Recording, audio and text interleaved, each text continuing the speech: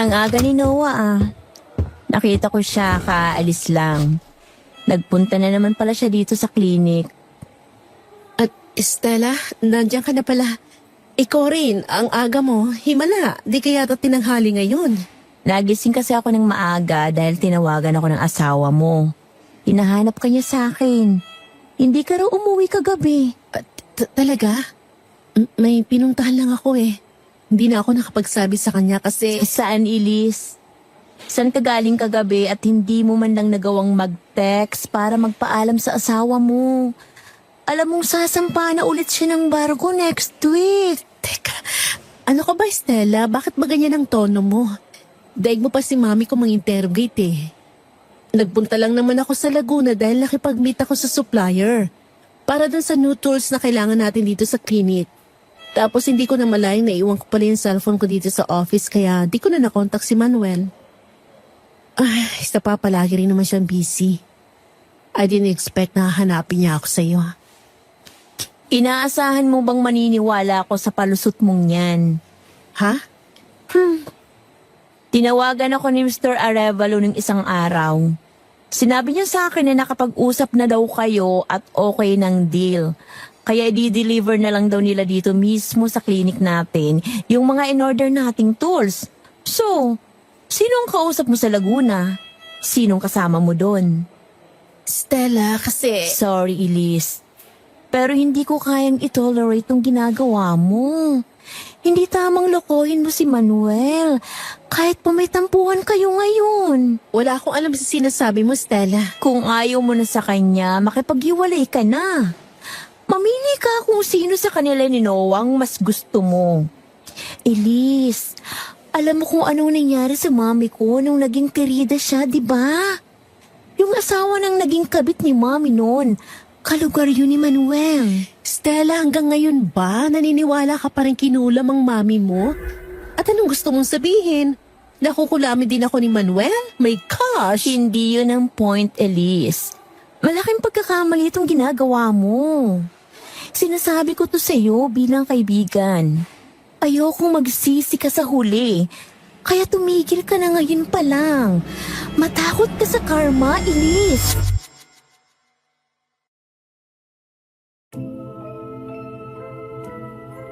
Kung may babalik ko lang ang panahon, sisiguraduhin kong makikinig ako sa payong yon ng best friend kong si Stella. Nang sa ganon, hindi ko na sana dinanas pa ang pinakamalaking bangungot na nangyari sa buhay ko na hanggang ngayon, hindi pa rin ako pinatatahimik. Magandang araw po sa inyo, Miss Anne. Ganoon din sa lahat ng bumubuo ng napakagandang programang ito ng kwentong takip siling. Please call me Elise, 46 years old, Tubong Valenzuela. Ang totoo, isa ako sa mga unang naging taga-subaybay ng inyong mga kwento noong nag-uumpisa pa lang kayo. At noon pa man, gusto ko na talagang magbahagi na rin sa inyo ng sarili kong karanasan. Kaya lang ay pinigil ako ng sarili kong takot. Takot na baka marami ang humusga sa akin. Takot na baka masaktan ako sa kung anumang pwedeng sabihin sa akin ng mga taong makakarinig ng kwento kong ito, kung sakasakali. Matagal ko ring inipon ang lakas ng loob ko para maipadala sa inyo ang sulat na ito. Hindi lang para magkwento, kundi para na rin makapagbigay ng payo, aral at babala sa mga taong nasa ganitong sitwasyon din ngayon. Kaya sana ay mabigyan nyo ito ng pansin. Taong 2005 nang mabuntis ako ng ibang lalaki, habang nagsasama pa rin kami noon ng live-in partner kong si Manuel na isang seaman. Alam kong isang malaking kasalanan ang nagawa ko sa kanya, Miss Anne, pero hindi ko inasahang magiging sobrang tindi ng ganti niya sa akin. At yon ang alaalang ibabahagi ko sa inyo ngayon.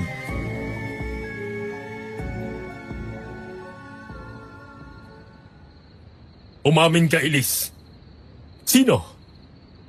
Sino ang ama ng batang yan? Huwag mo akong pagtaasan ng boses, Manuel.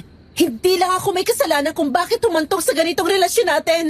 May pagkukulang ka rin, alam mo yan. Sa tagal na natin nagsasama hanggang ngayon, marami pa rin ako hindi alam sa'yo. na hindi mo ako magawang ipakilala sa pamilya mo. Kaya naisip ko baka hindi ka talaga seryoso sa relasyong to. Na baka nakikisama ka lang sa akin dahil ako ang nandyan. Manuel, hinanap ko lang sa iba yung mga bagay na hindi mo maibigay sa akin. Kalokohan!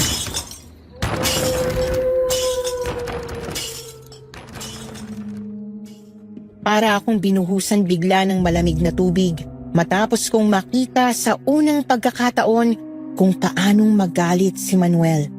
Para siyang demonyo. Habang inihahagis at binabasag niya noon ang mga gamit namin sa kwarto. Dumudugo na ang kamay niya pero wala siyang pakialam. At hindi ko alam kung nagkataon lang ba, pero kasabay ng pagwawala ni Manuel noon ay ang malalakas na pag-alulong ng mga aso sa labas na nagpadagdag pa ng kilabot na nararamdaman ko. Malaking pagtatalo ang nangyari sa pagitan namin noon matapos niyang malaman sa wakas na nagdadalang tao ako sa ibang lalaki pagkababa niya lang ng barko. 8 buwan na ang tiyan ko noon. 1 buwan na lang ay manganganak na ako.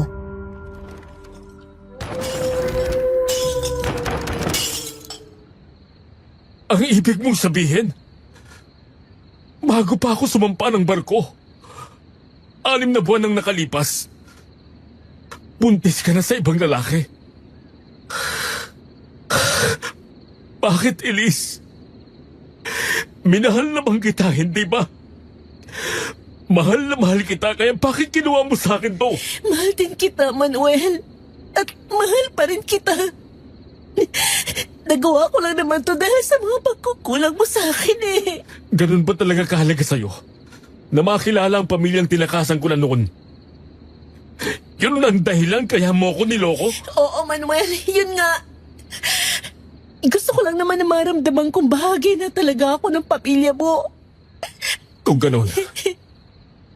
Sige. Para maisalba ang pagkasamang ito, pagbibigyan kita sa gusto mo. Ipakikilala kita sa kanila. At ang batang yan na aakuin ko. Ako ang tatay yung bilang tatay na. Thank you, Manuel. Thank you. Tanda mong sarili mo. Alis tayo sa lalong madaling panahon. Pagbibigyan na kita sa gusto mo, Elise.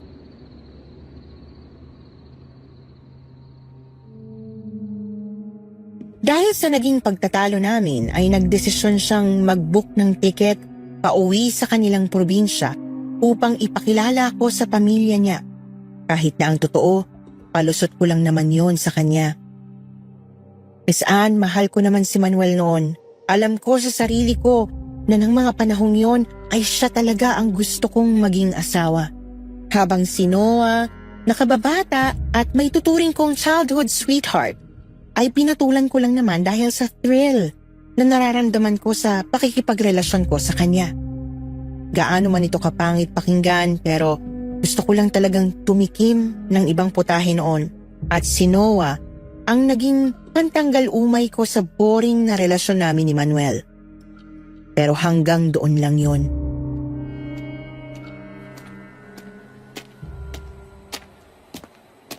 Alis na ako, Elise.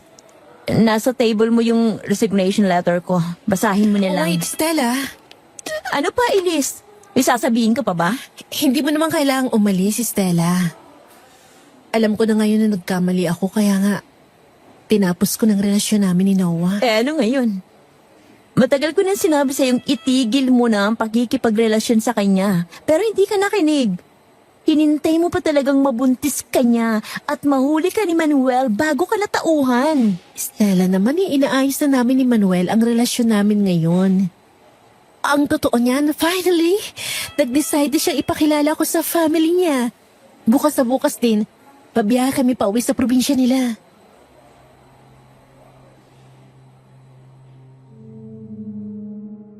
Ang ine-expect ko ay matutuwa si Stella sa sinabi kong yon. Pero imbis na ganon, ay nanlaki bigla ang mata niya. Tapos, nahalata ko agad sa mukha niya ang matinding pag-aalala para sa akin. Nagkita kami noon sa klinik.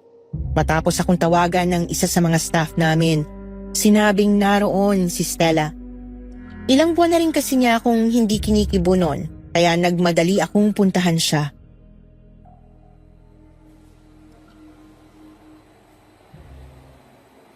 Uuwi kayo sa probinsya nila?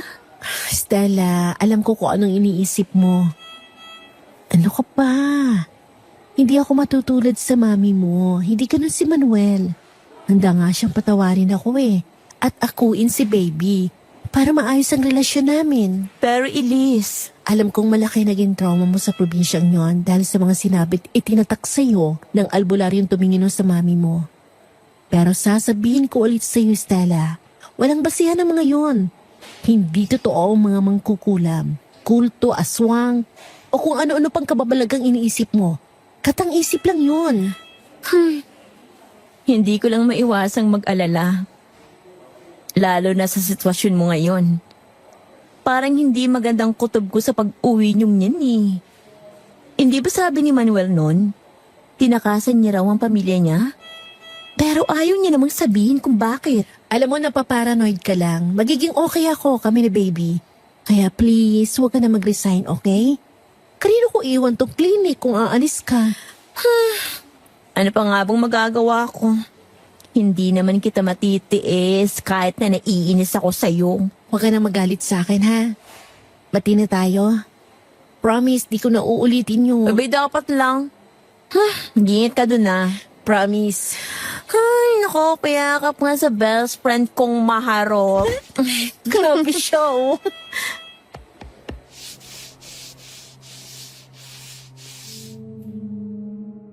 Matapos naming makapag-usap at magkapatawaran ni Stella, ay nagdesisyon akong umuwi na sana noon ng bahay. Bala kong ipagluto si Manuel ng paborito niyang ulam na bopis. Para naman kahit papaano ay makabawi ako sa kasalanan ko sa kanya. Kaya lang, hindi pa man ako nakakalayo sa klinik, bigla naman akong hinarang ng taong iniiwasan ko na ng mga panahong yon.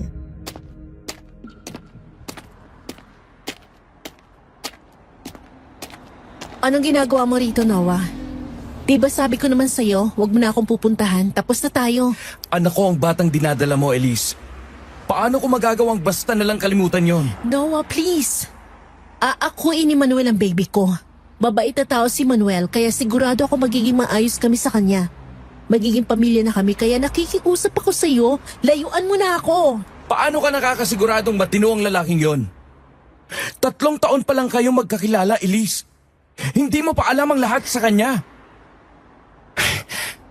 Alam mo bang wala man lang akong makitang kahit anong impormasyon tungkol sa kanya o sa pamilyang pinanggalingan niya nung nasa probinsya pa siya?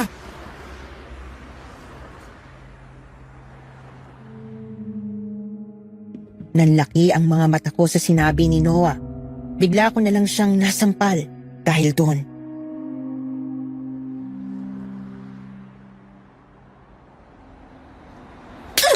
Walang hiya ka? Pinaimbestigahan mo pa talaga si Manuel? Anong karapatan mo? Baka nakakalimutan mo tayo ang may kasalanan sa kanya. Sinasabi ko sa'yo, Noah, tigilan mo na ang asawa ko!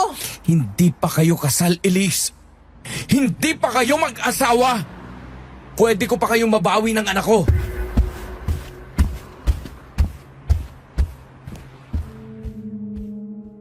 Pagkatapos ng naging confrontation namin yun ni Noah, pinilit ko munang pakalmahin ang sarili ko. Pagkatapos noon, nag-decide ako na tawagin na yung driver kong si Mang Narding para makapagpahatid na ako pa uwi. Bigla akong nawala sa mood, kaya sobrang init ng ulo ko noon habang nasa biyahe. Tapos itong si Mang Narding, ilang beses ko pang nahuling panay ang sulyap sa akin na para bang meron siyang gustong sabihin kanina pa.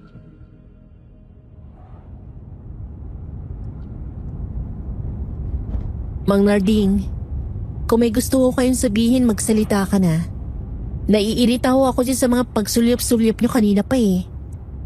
Ay, pasensya na kayo, ma'am. Ang totoo may gusto ko kasi kong itanong sa inyo. Tungkol ba yan kay Noah? Wala na ho kami, Mang Narding.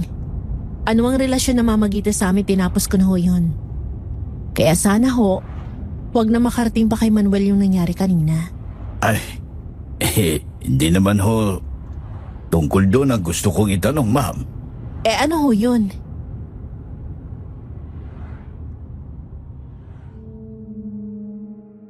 Medyo nakaramdam ako ng uneasiness nang hindi ako sagutin agad ni Mang Narding.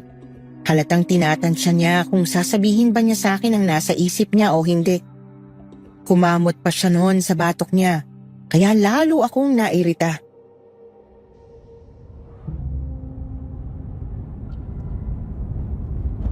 Mang Narding, ano nga yun? Ay, kasi ma'am,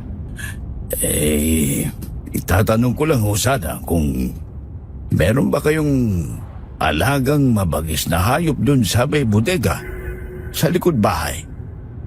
Gaya ng tigre o kaya'y leon?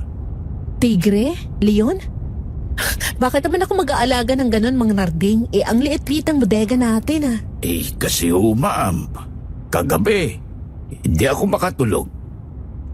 Ang ginawa ko ho lumabas ako ng quarters ko. Dahil bibili sana ako ng yosi sa tindahan. Ang kaso, nung pagdaan kong gano'n sa may bodega, may narinig akong kakaibang tunog. Para hong may umaangin. Gumagaralgal pa nga ho yung boses tapos ang lagong. Para ho talagang may mabangis na hayop na kumakain doon. Dahil naririnig ko rin ho yung pagmuya niya. Titignan ko nga ho sana kung ano yon. Kaya lang ma'am Kaya lang ho ay ano? Kaya lang ma'am, natakot ako Baka kasi kako bigla akong sakmalin.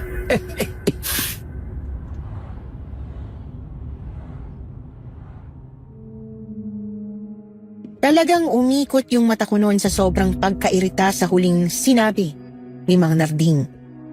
Habang siya, kakamot-kamot lang sa ulo at tatawa-tawa.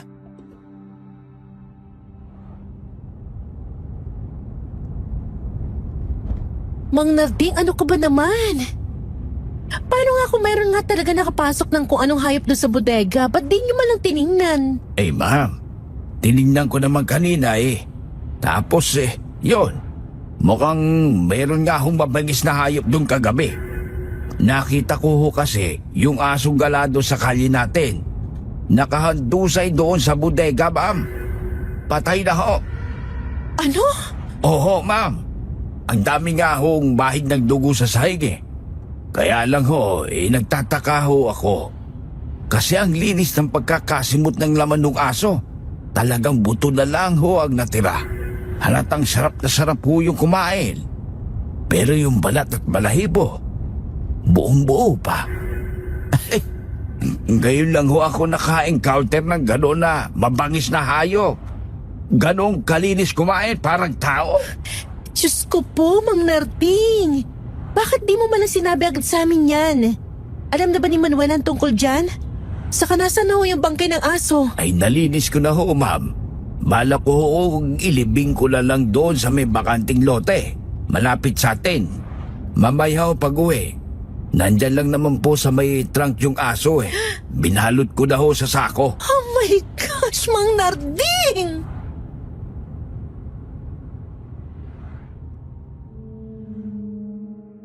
Halos pumutok talaga ang fuse ko noon kay Mang Narding, Miss Anne.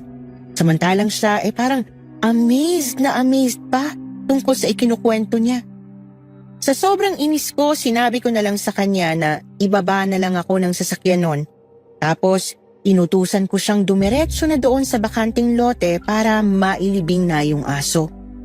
Tapos nagpasundo na lang ako kay Manuel. Buti na lang, hindi naman ako matagal na naghintay noon. Dahil eksaktong pauwi na rin pala si Manuel sa bahay, galing sa kung saan mang pinuntahan niya noong araw na yon.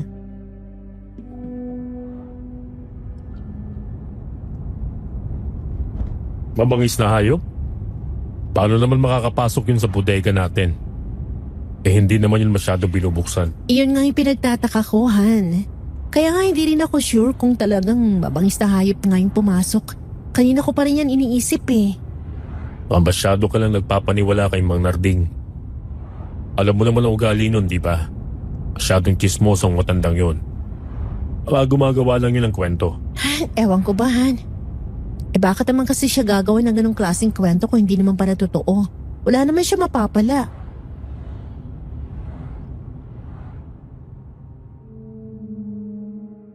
Hindi na sumagot pa si Manuel sa tanong kong yon at nag-focus na lang siya sa pagmamaneho. Diretso siyang nakatingin sa daanan, walang emosyon ang mukha. At ramdam na ramdam ko ng mga sandaling yon yung coldness niya sa akin. Ganun pa man, pinilit ko pa rin na patakbuhin ang usapan, gaya ng palagi kong ginagawa simula nang mahuli niya ang pagtataksil ko. Yon ang naging paraan ko ng pagbawi sa kanya.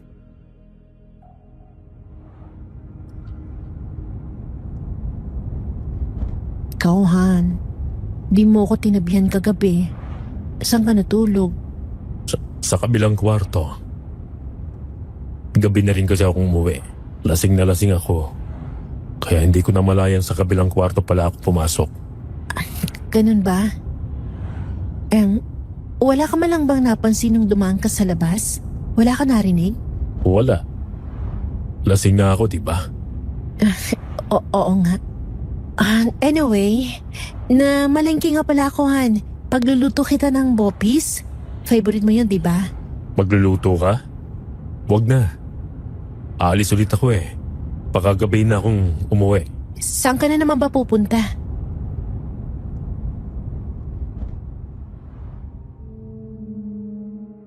Biglang nagsalubong ang kilay ni Manuel pagkatapos kong itanong yon. Tapos, sinulyapan niya ako ng matalim. Na para bang ipinahihiwatig niyang wala akong karapatang magtanong ng ganoon. Dahil kung meron mang nagkasala sa relasyon naming dalawa, ako yon at hindi siya.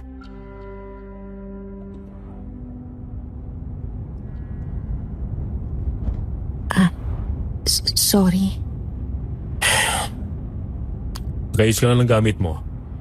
Siguraduhin mong kumpleto ng lahat ng kailangan mo sa bagahe. Maagang flight natin bukas. Baka mapurnada pa. Okay.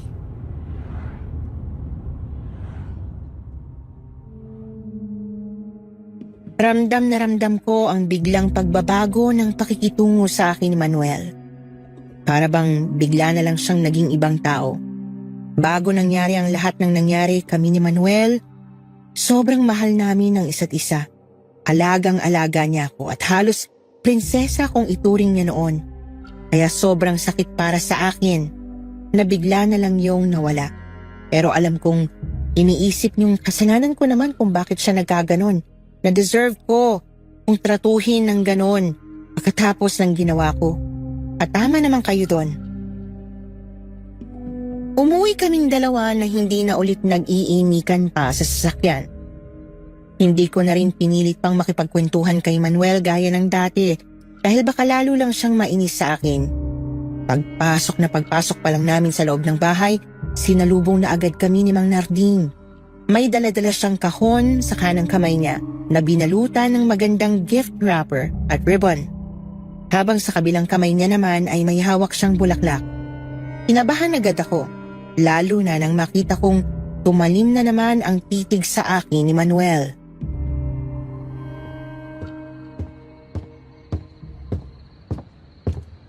Ma'am, may dumating po palang delivery para sa inyo.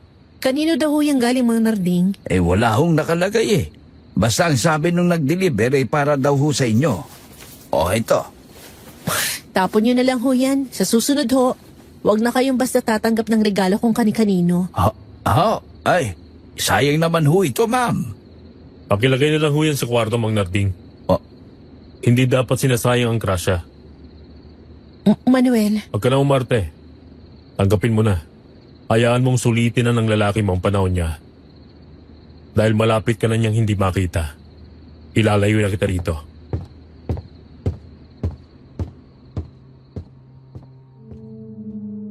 Pagkatapos sabihin yon ni Manuel, tinalikuran niya na ako at umalis na ulit siya ng bahay. Nakaramdam ako ng kilabot sa paraan ng pagsasalita niya. Iba ang dating noon sa utak ko. Pero isinantabi ko ang kung anumang ideyang pumasok sa utak ko. Naniniwala ako ng mga sandaling yon nagalit lang si Manuel. Doon ko na talaga hindi napigilang tumulo ang luha ko. Pero ano't ano pa man, alam kong yun lang ang paraan niya para maibsan ang sakit na idinulot ko sa kanya sa panluloko ko. Sabi ko sa sarili ko noon ay titiisin ko ang lahat. Mapatawad niya lang ako.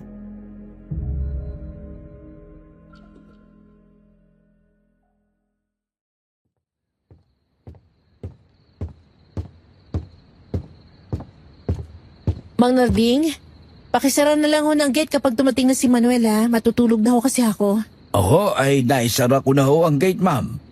Nakauwi na ho si Sir Manuel. Ngayon lang. Ho? Nasan siya? Ay, andun ho, ma'am, sa may bodega. Sa bodega? Ano naman ang ginagawa niya dun? Ewan ko ho, ma'am. Ay, may daladala ho siyang sako. Sako? Ano naman daw pong laman nun? Ewan ko ho. Baka mga lumang gamit lang ho, ma'am. Sige. I-check ko na lang. Nako, ma'am. Huwag na ho. Ako na lang ho ang pupunta doon, ma'am.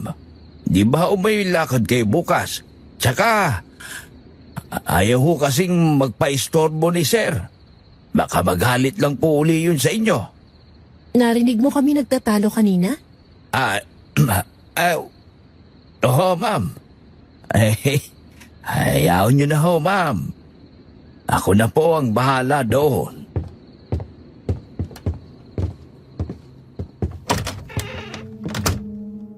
Medyo na-weirdohan ako kay Mang Narding ng mga oras na yon. Pero sinunod ko na lang ang sinabi niya at pumasok na ako ng kwarto. Pero ang tagal ko nang paikot-ikot sa higaan ay hindi pa rin ako makatulog. Mga bandang 3:00 yata ng madaling araw nung mag-decide akong bumangon. Pero pagbukas ko pa lang ng pintuan, napatakip agad ako ng ilong nang salubungin ako ng isang napakasangsang na amoy na para bang kumalat na sa buong paligid.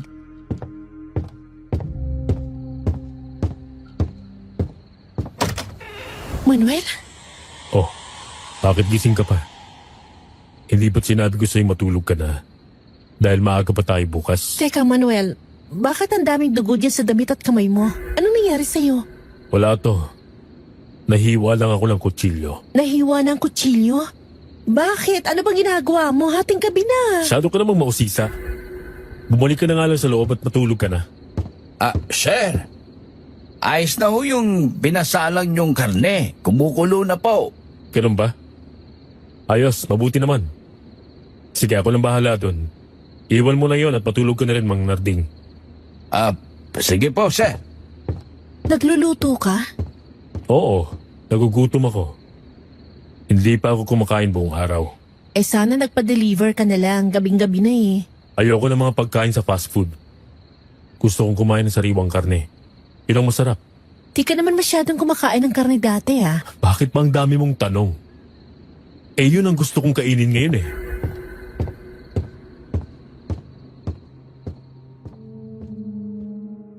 Tinalikuran akong bigla ni Manuel at dumiretso siya ng kusina. Nasilip ko siya doon na agad tiningnan yung iniluluto niya. At bigla na naman akong napatakip ng ilong dahil doon pala nagmumula yung malansang amoy. Pero si Manuel, parang takam na takam pa siya habang hinahalo ang kung anumang putahing niluluto niya sa kaserola. Napabuntong hininga na lang ako noon. Tapos ay nag-decide akong hayaan na siya kahit sobrang weirdo niya. Inisip ko na lang na baka nag-stress eating lang si Manuel kaya ganon. Baka yun ang coping mechanism niya para makalimutan niya ang ginawa kong kasalanan. Kaya nakonsensya na naman ako. Pagkatapos noon ay pinilit ko na lang talagang makatulog para naman hindi ako malate ng gising.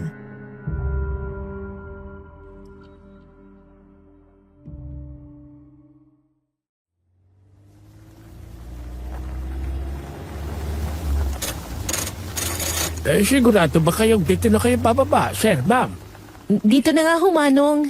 Yun ang sabi nito asawa ko eh. Bakit ho? May problema ho ba? Ang totoo kasi niyan, iha. Wala kasing ibang taong nagpupunta rito. Gubat na kasi yan. dahil dulo na ito ng baryo namin. Delikado rito, lalo't malapit ng gumabi. Isa pa, last trip na itong biyahe ko ngayon. Wala na kayong masasakyan mamaya. Kung maisipan niyong bumalik, buntis ka pa naman, no? Hindi mo ba alam na... Taga rito ho ako. Huwag kayong mag-alala sa amin. Ako ang bahala sa asawa ko.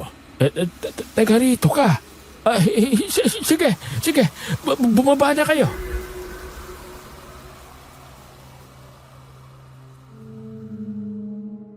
Napapakunot ang noo ko sa reaksyong yun ng driver ng nasakyan naming jeep nang pumara si Manuel sa bukana ng isang gubat. Hapon na kasi kaming lumapag noon sa airport dahil nagkaroon ng delay sa flight namin. Buti nga at nakaabot pa kami sa last trip ng jeep na bumabiyahe papunta sa baryo ni na Manuel. Yun lang kasi ang pwedeng sakyan pa uwi sa kanila. Alam kong liblib ang baryo ni na Manuel, pero hindi ko akalaing ganun pala yun kalayo sa kabihasnan. Aabutin ka pa ng mahigit 3 oras kung gusto mong mamasyal o pumunta sa city. Tapos, ganoon din katagal ang aabutin kapag pabalik ka na. Maraming nakapalibot na nagtataas ang puno doon sa lugar kung saan mismo pumara si Manuel. Halos kaunti lang ang liwanag na lumulusot sa makakapal na dahon noon. Kaya, sa totoo lang, ay hindi ko rin masisi yung driver kung bakit parang takot na takot siyang ihinto ang sasakyan doon.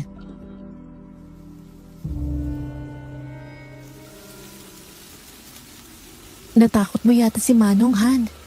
Ang suplado mo kasi. Baka nangihingi lang ng tip yan. Bigyan mo. Mauna na akong bababa. Sumunod ka na lang. Okay, sige.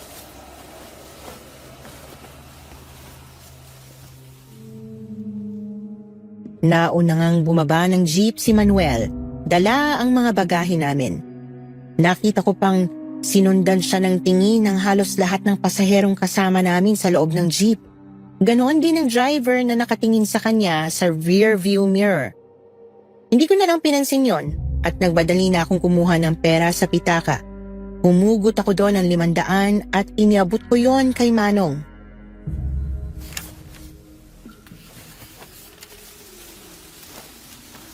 Manong, ito ho. Oh, pandagdag sa kita. Huwag na ho. Bumaba na lang kayo, madam, para makaalis na ho kami. I insist, Manong. Tanggapin niyo na po ito. Pagpasensyahan niyo na po yung asawa ko. Medyo suplado lang yon, pero mabait yun. Baka kinakabahan lang ho. Ang tagal na rin kasi niyan di nakakauwi dito mula nang umalis siya. Ngayon nga lang din ho ako makakapunta rito eh. Ganun ho ba? Sige ho, mag-iingat ho kayo, madam. Ayan. Sige ho, Manong. Bababa na rin ho ako. Thank you po uli. Sandali lang, Iha. Manang, bakit po?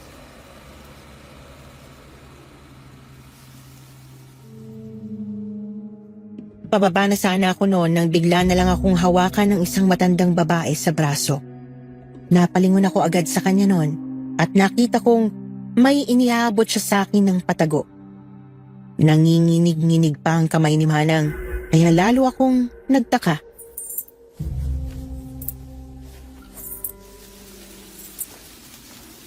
Ano po yan? Rosario yan, Iha. Gusto lang kitang bigyan dahil natutuwa ako sa'yo. Tanggapin mo na. Poproteksyonan kayo niya ng anak mo laban sa anumang klase ng kampo ng demonyo. Nako, salamat po sa inyo, Manang. Elise, ano na? Bakit napakatagal mo namang sumunod? Aabutin na tayo ng gabi. Ay, sige na ho, Manang. Mukhang mainit ang ulo na asawa ko. Pagod po kasi sa biyahe. Sige, Iha. Pero mag-iingat ka, ha? Huwag kang pakakampante sa paligid mo. At siguraduhin mong magiging alerto ka sa paligid. Naway patnubayan ka ng Panginoon, Iha. Okay po. Salamat po ulit.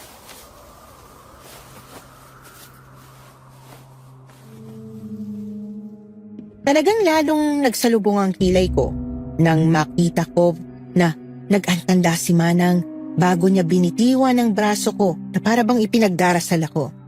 Hindi ko tuloy maiwasang kabahan. Baka kung anong meron doon sa dadaanan naming gubat, kaya ganoon sila. Kaya tumakbo na agad ako kay Manuel noon pagkatapos ay umarurot ng palayo ang jeep.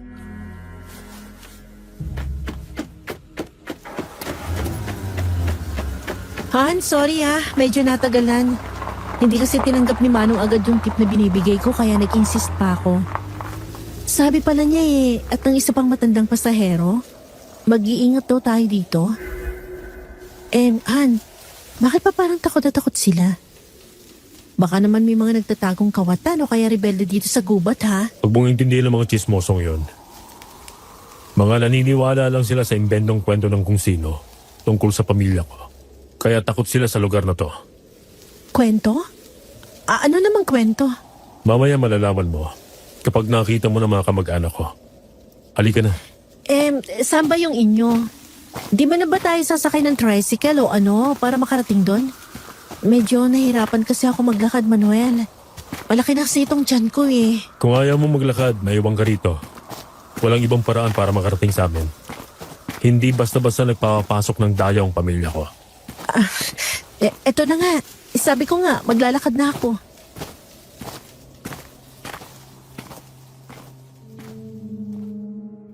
Nagsimula ng maglakad papasok ng gubat si Manuel at sumunod naman ako sa kanya.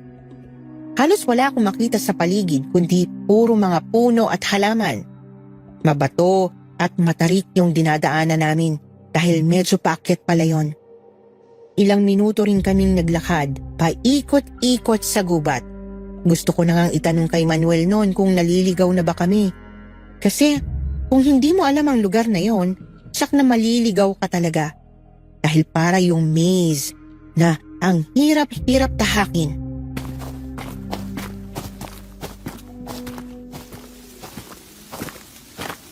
Nandito na tayo. Saan? Yun ang bahay namin. Puro puno lang naman ang nakakita. Teka, Han! Ano ba naman lalaking to? Bigla-bigla na lang naglalakad. Di mo na ako hintayin. Sumunod ka na lang. Ang ingay mo. Nakukulili lang tainga ko sa'yo. Saan ba kasi tayo pupunta? Dead end na to, Wala naman ako nakakitang bahay sa paligid. Nandito na tayo. Halika na.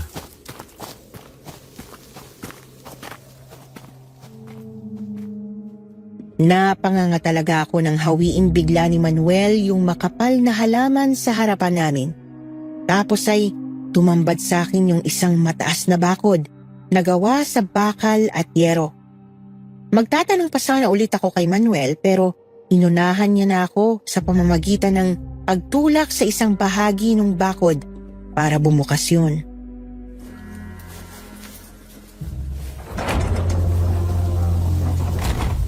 Halika. Pumasok ka. Ito na yung bahay niyo, Han? Ang laki pala. Pero grabe, sobrang tago nito.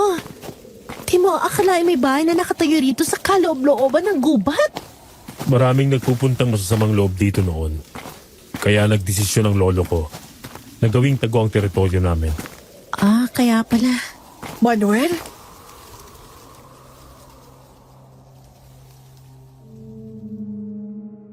Sabay kaming napalingon ni Manuel nang bigla na lang may tumawag sa pangalan niya.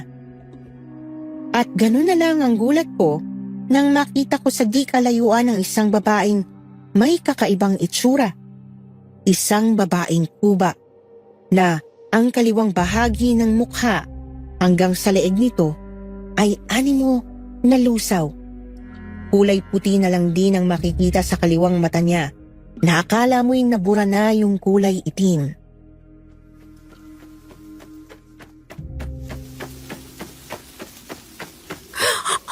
Ikaw nga ba yan, Manuel? Oo, Rita. Ikaw nga, Manuel. Salamat sa mahal na Apollyon at nagbalik ka na sa wakas. Saan ka nang galing? Ang tagal naming inintay ang pag-uwi mo rito sa atin. Ano raw? Mahal na Apollyon? Manuel, sino siya? Kapatid ko siya, Elise. Siya si Rita. Rita, ito si Elise, ang asawa ko. Asawa? Pero Manuel, hindi ito maaari. Ako... Hindi mo naman siguro gugustuhin umalis akong muli. Hindi ba, Rita? Kung ayaw mo mangyari yon, tawagin mong lahat. At gusto kong ipakilala sa inyo si Elise. Sige. Sige, Manuel. Hintayin mo ako dyan.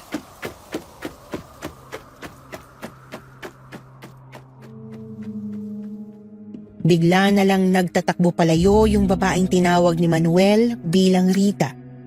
Napakapit ako bigla sa braso niya ng mga sandaling yon at medyo nakaramdam ako ng pagkailang.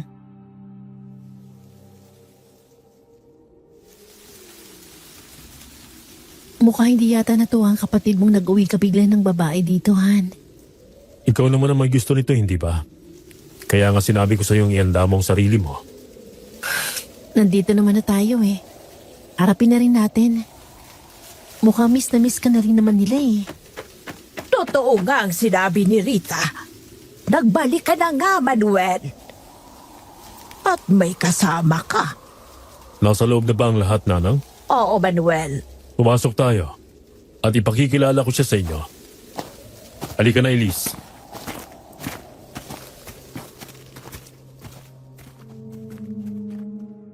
Miss Anne, hindi ko alam kung paano ko i-describe ang nakita ko. Pagpasok ko sa loob ng bahay ni Manuel. Para akong nasa loob ng isang horror movie nang makita kong halos lahat ng mga kamag-anak na ipinakikilala niya sa akin, mga kakaibang itsura. Unang-una na nga ang kubang si Rita. Sunod ay ang tsuhin niyang si Mang Arturo na may napakalaking bunganga na hindi nito magawang isara sa sobrang laki ng kanyang mga ngipin. Ganon din ang dalawang binatilyong parehong baluktot ang mga kamay at paa na hindi raw nakakapagsalita dahil sa kanilang kapansanan.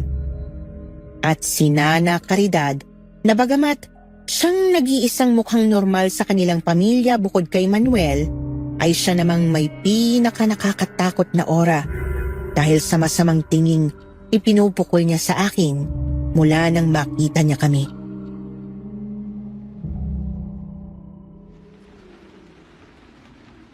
Ito si Elise. Asawa ko siya. 3 taon na kami nagsasama. At dinala ko siya rito dahil gusto niya raw kayong makilala. Elise, sila ang pamilyang tinakasan ko. Kaya ako nagpunta ng Maynila. Magandang gabi po sa inyong lahat. Ikinagagala ko po kayo makilala. Ako po... Kaya ba hindi ka umuwi ng ilang taon dito sa atin, Manuel? Ay dahil sa babaeng yan? At sinigurado mo pa talagang buntis na siya bago mo siya dinala rito. Nagkakamali kayo, Nanang. Wala akong balak na bumalik sa punyetang bahay na to. Kung hindi lang dahil kay Elise, gusto niya kayong makilala. Sandali. May mali sa babae niya, Nanang. Hindi kay Manuel ang bata. Hindi niya anak yan. Ano? Paano mo... Nanlaki bigla ang mga mata ko sa sinabi ni Rita.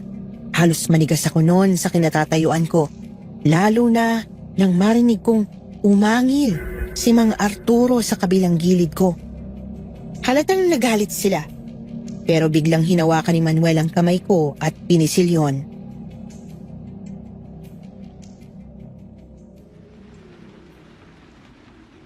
Nakapag-usap na kami tungkol doon. Nagkamali sa akin si Elise. Pero huwag kayong mag-alala. Kaya kami nagpunta rito para maglaho na ang problema namin. Gusto kong maging opisyal na parte ng pamilyang to si Elise. Nang sa ganon, hindi na siya maagaw pa sa akin ng kung sino-sino. Ganun ba, iho? Ibig sabihin mananatili kayo rito hanggang sa mga anak siya? Ganun na nga. Kaya ngayon pa lang gusto kong ituring yung isa siya sa atin. Isang biyaya mula sa Panginoon ang inihatid mo rito sa atin, iho. Nagpapasalamat ako sa iyo dahil dito. Matagal-tagal na rin walang napapadpad na bisita dito sa atin. Ay, pasensya ka na, Elise, sa inasal namin sa iyo kanina. Maligayang pagdating dito sa aming teritoryo. Natutuwa ako sa dala mong regalo para sa aming lahat dito. Pero Nanang, papayag na lang ba kayong mahaluan tayo ng ibang lahi? Paano nang sinumpaan ng pamilya? Paano ako? Tumahimik ka! Oh my God! Manuel! Inampas ng nanang mo si Rita. Tingnan mo ang mukha niya. Tumudugo ang mukha niya. Hayaan mo sila. Halika na sa kwarto. Alam kong napagod ka sa biyahe. Pero Manuel,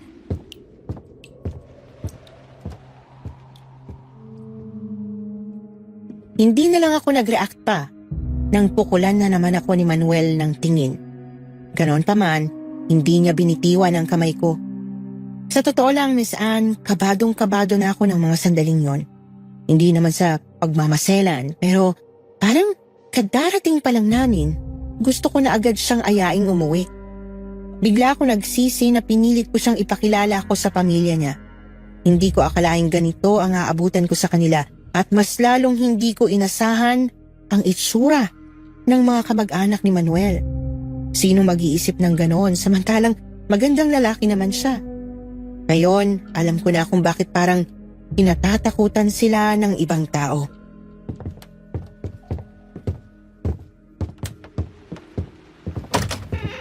Nagulat ka ba sa nakita mo? ha? Huwag ka magpanggap. Hindi ito ang inaasahan mo, hindi ba? Ito ba ang dahilan kaya matagal mo itinago to sa akin? Manuel, hindi mo naman kailangan gawin yon. Tanggap naman kita. Mahal kita, di ba? Mahal? Pero nagawa mong lokohin? Nagpapatawa ka yata, Elise. Babalikan na naman ba natin yan, Manuel? Ilang beses ko pa bang kailangang ihingi ng tawad sa iyong nagawa ko? Hanggang sa makalimutan kong hindi akin ang batang dinadala mo. Manuel, Kung sa bagay, nandito naman na tayo, Elise. Sigurado akong hindi ka na maaagaw pa ng kahit na sino sa akin dito. Akin ka lang dito, Elise. Akin ka lang. Manuel, ano palang meron kay Rita? Bakit parang galit na galit siya nung malaman niya nag-asawa ka na? Ano bang problema ng ate mo? Nagagalit ba siya dahil mas nauna ka mag-asawa kaysa sa kanya? Mas matanda ako kay Rita. Mas bata rin siya nang hindi hamak sa'yo.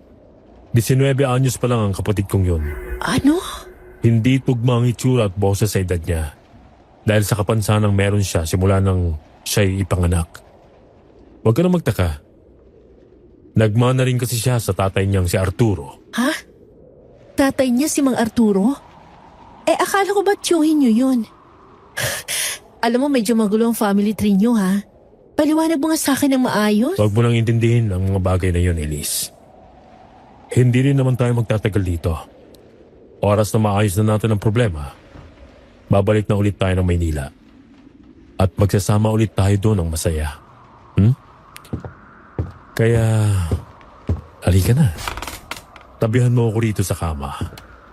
Ang tagal ko na ring tinitiis ang pananabik ko sa iyo, Elise.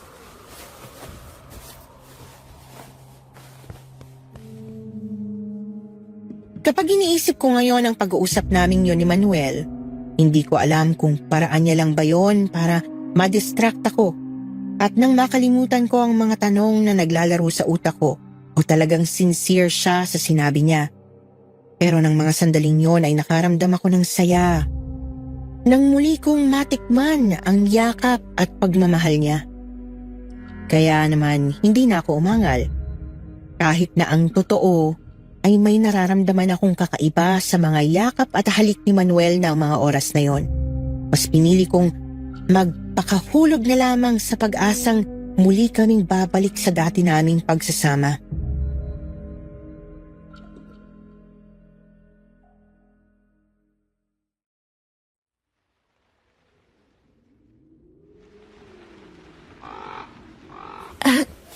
Aray, sakit ang balakang ko. Mahal, pwede bang tulungan mo akong... Manuel? Manuel, nasan ka? Nasaan na ba yun?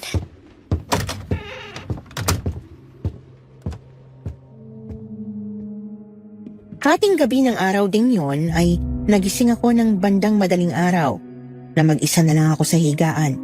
Kaya naman naisipan kong bumangon at hanapin si Manuel. Lumabas ako ng kwarto pero hindi ko siya nakita sa may salas kaya dumiretso ako sa kusina. At nagulat ako nang maabutan kong nandoon si Mang Arturo. Naghihiwa siya ng karne sa may mesa at hindi ko maiwasang mapangiwi nang makita kong masyadong makalat ang ginagawa niya.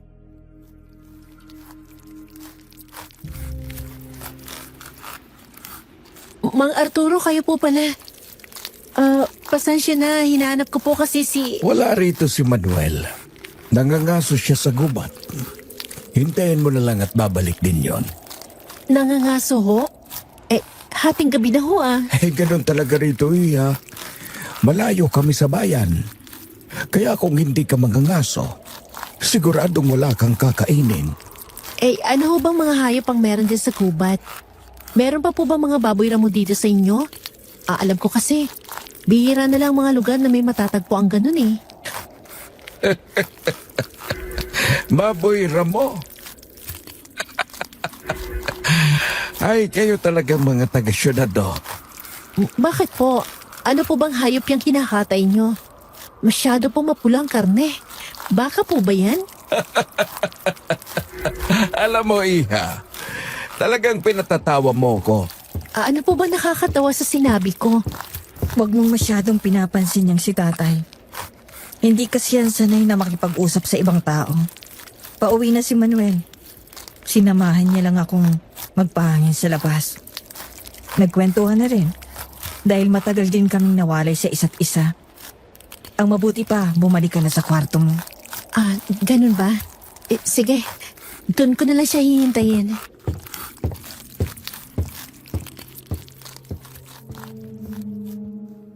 Sobrang nawirdohan ako sa mag-ama ng mga oras na yon.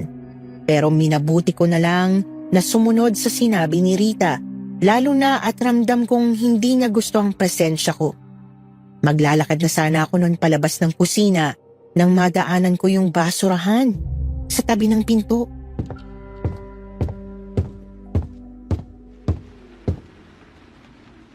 Ano to? Bakit ang daming buhok dito sa basurahan? Ang haba pa. Di naman mahabang buhok ni Nana Caridad at Rita. Anong tinitingnan mo dyan? Ha? Alam mo, Elise, huwag kang masyadong mausisa. Hindi gusto ng nanang ang ganon. Kaya mas mabuti kung susundin mo na ako. Bumalik ka na sa kwarto mo, baka mapano ka pa. Pasensya na. Sige, mauna na ako sa inyo. At Lupita.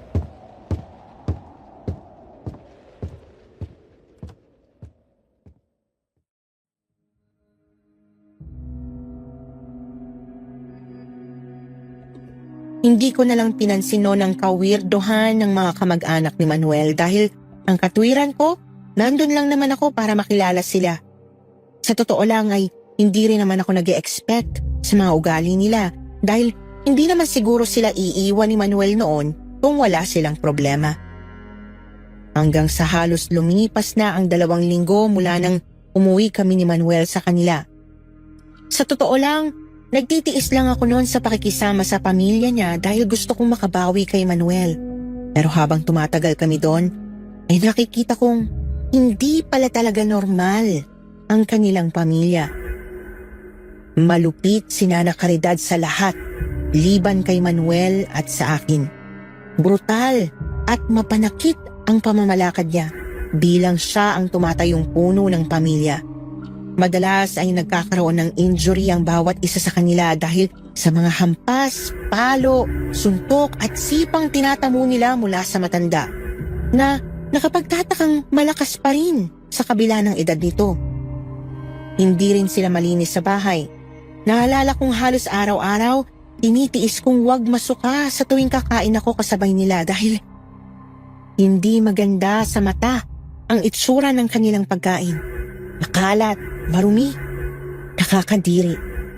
Pero dahil kay Manuel, tiniis ko ang lahat ng yon. Ang hindi ko lang talaga akalain ay meron pa palang mas ilalala ang sitwasyon.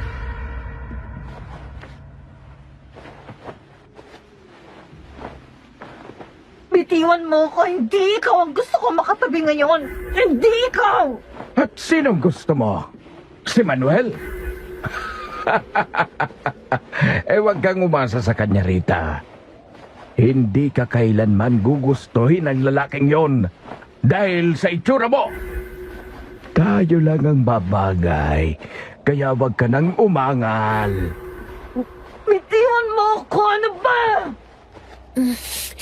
Ano bang ingay yun? Gabing-gabi na. Ayoko! Ayoko na sa'yo!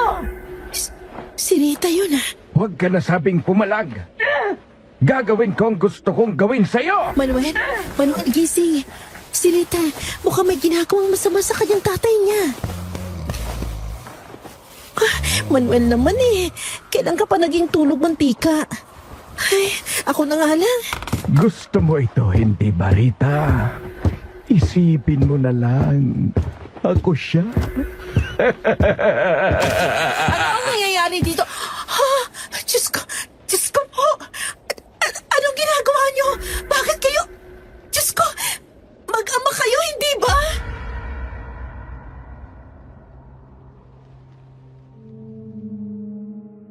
Parang biglang bumaliktad ang sikmura ko nang makita ko kung ano ang nangyayari sa pagitan ni Mang Arturo at Rita. Nahuli ko sila. Nahuli ko silang may ginagawang hindi dapat ginagawa ng mag-ama. Halos mapaupo ako sa sahig dahil doon. Talagang nanghina ang tuhod ko.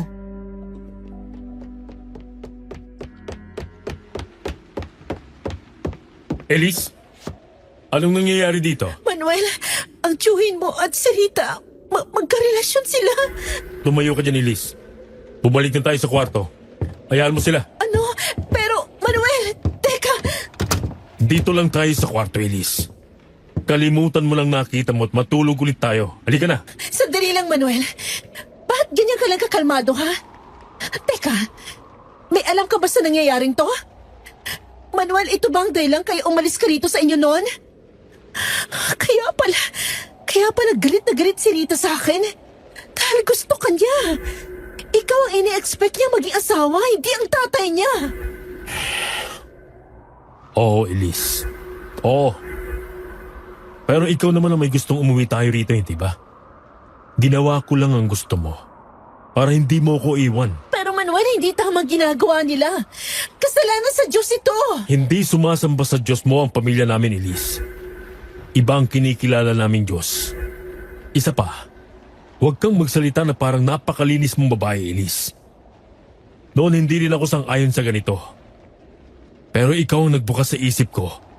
Hindi lang naman pala pamilya namin ang makasalanan. Kaya nga dinala kita rito para maging kasapi ka namin.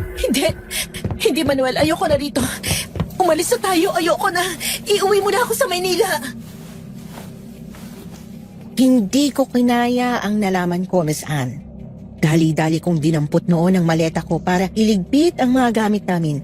Pero hindi ko inaasahang pagbukas ko ng bagahe.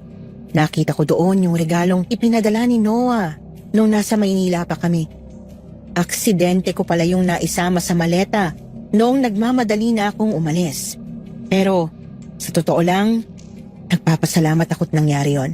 Dahil nang buksan ko ang kahon, nanlaki ang mga mata ko nang makita kong ang laman pala noon ay isang revolver. Bakit may ganyan ka, Elise? Bitiwan mo yan. Manuel, hindi ako... Elise! Ang tiyan ko, Manuel. Manganganak na yata ako, Manuel. Talaga? Manuel, anong ginagawa mo? Bakit nakangiti ka? Tulungan mo ako. Ang sakit. Mukhang sa wakas, dumating na rin ang araw na hinihintay mo, Apo. Anong... Huwag ka nang magsalita pa, Iha. Ako nang bahala sa'yo. Manuel, iho, buhatin mo na siya sa patag. Lalabas ng bata.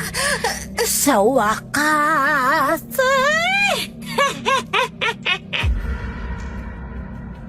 Takot na takot ako. Nanginginig ako sa takot ng mga sandaling yon, Miss Anne, pero hindi ko magawang labanan ang sobrang sakit ng paghilab ng tiyan ko. Ramdam kong may hindi magandang nangyayari sa paligid ko, na may kakaiba at may hindi tama. Pero wala akong magawa. Natatakot ako. Hindi lang para sa sarili ko, hindi lalong-lalo na para sa anak ko. Alam kong may hindi magandang balak si Nana Caridad sa kanya ng mga sandaling yon, at ang tanging magagawa ko lang ay piliting maging gising. Kahit na ang totoo anumang oras, pakiramdam ko'y mawawalan na ako ng malay tao. Manuel, please, nakikiusap ako sa'yo. Ang anak natin. Tumahimik ka, tampalasan! Hindi si Manuel ang ama ng batang ito. At ikaw ay nagkasala sa apo ko. Pero huwag kang mag-alala. Ang batang ito ang maglilinis sa lahat ng kasalanan mo sa kanya. Oras na pagsalo-saluhan natin siya para sa ating pista. Pagsaluhan? Ano balak niyo gawin sa bata? Anong klase kayong mga nilalang? Manuel, pigilan mo siya, please. Alam mo, Elise Iha, wala akong balak na saktan ka. Ang totoo, nagpapasalamat nga ako sa iyo dahil iminulat mo ang mata ng apo kong ito sa katotohanan at kapangyarihan ng aming Panginoon. Kaya humanda ka.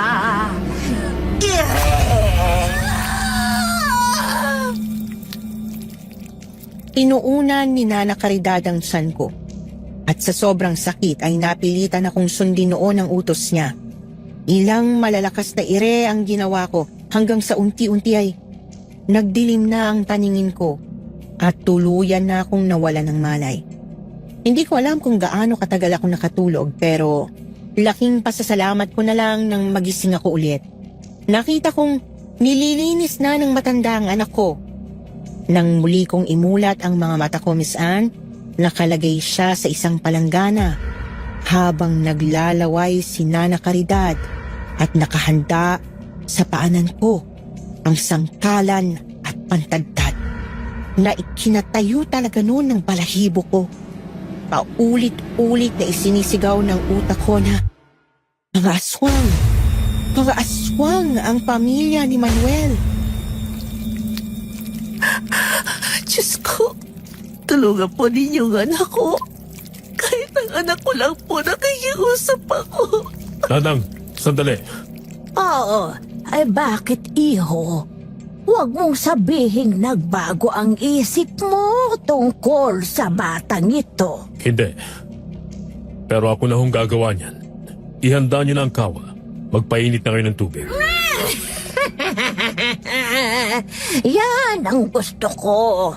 O siya, heto ang bata.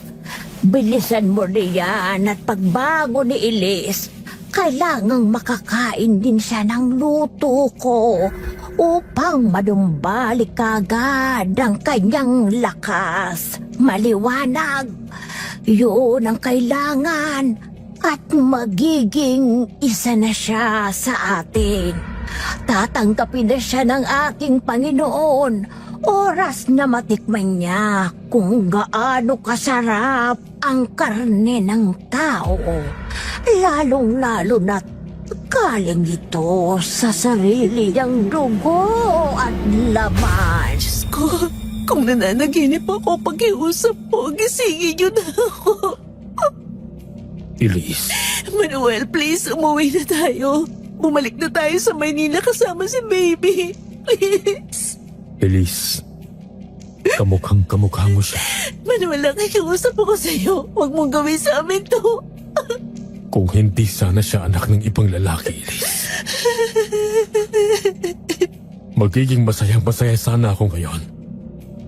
Napakaganda niyang bata, Elise. Nakuha niya lahat ng magagandang bahagi ng mukha mo. Manuel, please, sige na. Tumakas na kayo ng anak natin. Itakas mo siya kahit siya na lang, Manuel. Umiiyak si Manuel habang hawak-hawak sa mga bisig niya ang anak ko. Hindi ako makatayo noon dahil nanghihina pa ako, pero nakapako ang rosaryo sa bulsa ko. Hinawakan ko yun ng mahigpit at lihim akong nagdarasal na sana kahit makasalanan akong babae, sana'y pagbigyan niya ang hiling ko. Sana'y haplusin niya ang damdamin ni Manuel at iligtas niya ang anak ko kahit pa maging buhay ko ang kapalit. Pero hindi nangyari yon. Dahil lumabas ng kwarto si Manuel maya-maya, dala ang anak ko.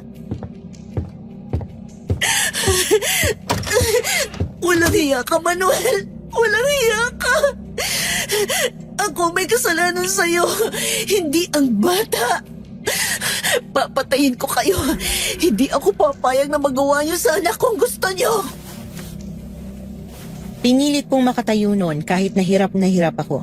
Siguro ganon talaga ang isang ina. Kapag nasa panganib ang anak niya, lahat ng imposible ay magagawa niya. Saan ka pupunta, Elise? Tatakas ka?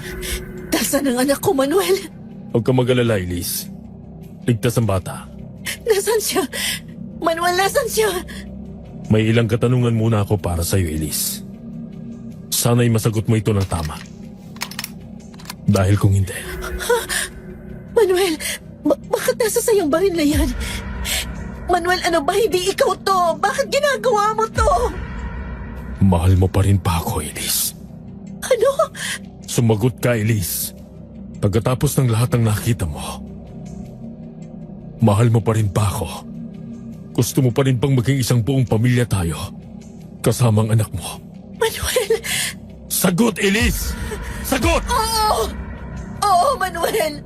Mahal pa rin kita! Sinasabi mo lang yan para bulahin ako. Hindi totoo yan!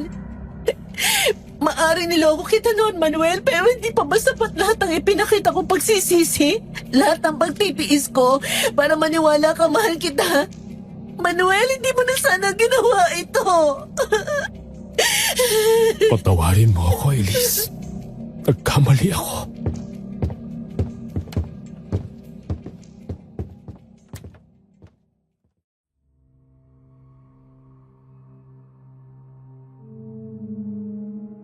Parang wala sa sariling, bigla na lang naglakad palayo si Manuel. Wala na siya sa katinoan noon, Miss Anne. Alam kong nasisiraan na siya ng bait. Pero sinundan ko siya sa pag-aakalang papunta siya kung nasaan ang anak ko ng mga sandaling yon. Hanggang sa makarating kami sa kusina.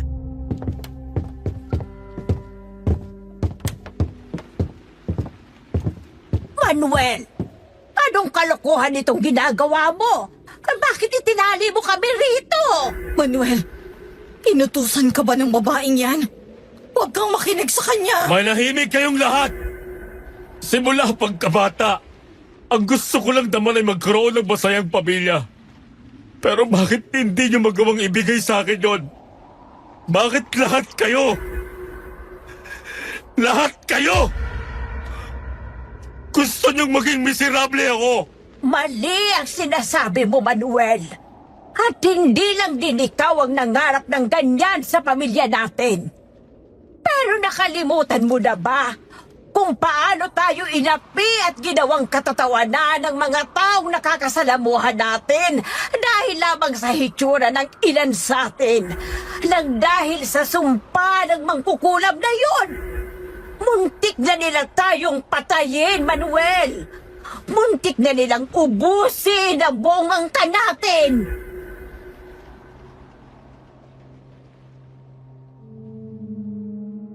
Tinitigan ako ng masama ni Nana Caridad habang nagpapatuloy siya sa pagsasalita, Miss Anne.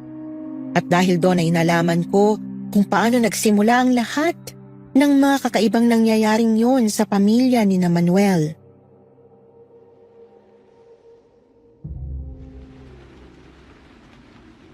Bata ka pa noon, Manuel. Pero alam kong kahit papano natatandaan mo na kung paanong isa-isang dinapuan ng sakit ang aking mga anak. Matapos akong isumpa ng tunay na asawa ng iyong lolo. Isa-isang bigla na lang nag-iba ang hitsura nilang magkakapatid. mula sa iyong ina ay nabigla na lamang naagnas ang mukha at bumaluktot ang mga buto. Ganon din ang anak kong si Arturo. Sumunod ay ang mga kapatid at pinsan mo. Maswerte ka, Manuel. Maswerte ka. Dahil naging kamukhang kamukha ka ni Lolo. Kaya hindi pinadaloy sa iyo ng mangkukulam na yon ang sumpa niya. Maswerte ka dahil ikaw. Pwede mong piliin ang normal na buhay. Gaya ng gusto mo. Pero kami, habang buhay kaming mabubuhay na inaapi. Kung hindi namin nakilalang mahal na apo yun. Naririnig mo bang sinasabi mo, Rita? Demonyong sinasamba nyo.